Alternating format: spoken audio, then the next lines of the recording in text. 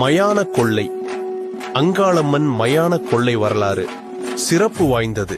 சிவனுக்கும் பிரம்மாவுக்கும் 5 தலை.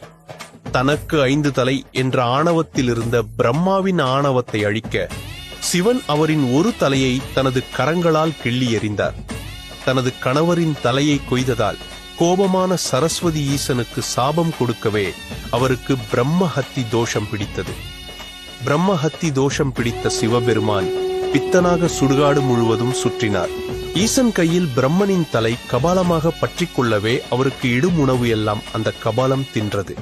இதனால் கவலையுற்ற பார்வதி தன் அண்ணன் மாயவன் ஆலோசனைப்படி அங்காளம்மன் ரூபம் கொண்டு மாசி மகா சிவராத்திரி என்று ஒரு சுவையான உணவு செய்து அதை 3 உருண்டையாக செய்து எடுத்துக்கொண்டு மாசி அமாவாசையில் ஆவேசமாக மயானம் வருகிறாள்.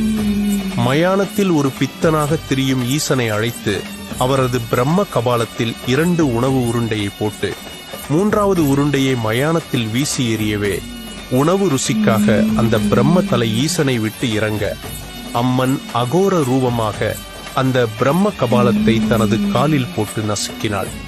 ஈசனுக்கும் பிரம்மகஸ்தி தோஷம் விலகியது. இதையொட்டியே அனைத்து அங்காளம்மன் கோவில்களிலும் மயான கொள்ளை திருவிழா நடைபெறுகிறது. சர்வமும் அங்காளிமயம். ஓம் சக்தி.